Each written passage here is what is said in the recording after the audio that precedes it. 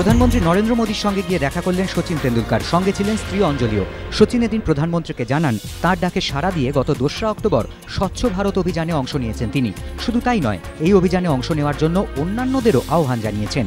কয়েকদিন আগেই টুইটারে জাহির খান, সাইনা নেহওয়াল ও সর্দার সিংহকে এই অভিযানে সামিল হওয়ার জন্য আবেদন জানান সচিন। তার এই উদ্যোগের প্রশংসা করেছেন প্রধানমন্ত্রী।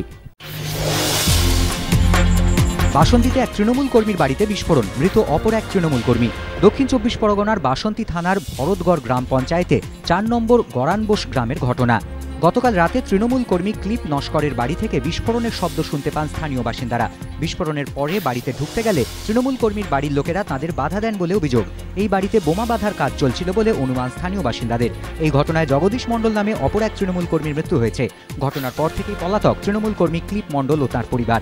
ঘটনার তদন্তে বাসন্তী থানার পুলিশ। এলাকায় বসানো হয়েছে পুলিশ পিকেট।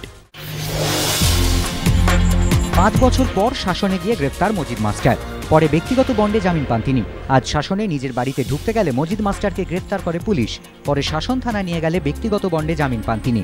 শাসনে ঢুকে ফের সন্ত্রাস ছড়ানোর চেষ্টা করছেন মজিদ মাস্টার। তৃণমূলের এই অভিযোগের ভিত্তিতেই তাকে গ্রেফতার করা হয় বলে পুলিশ সূত্রে খবর। অন্যদিকে তৃণমূল কর্মীরা তার বাড়ি ভাঙচুর করেছে বলে অভিযোগ মজিদ মাস্টারের।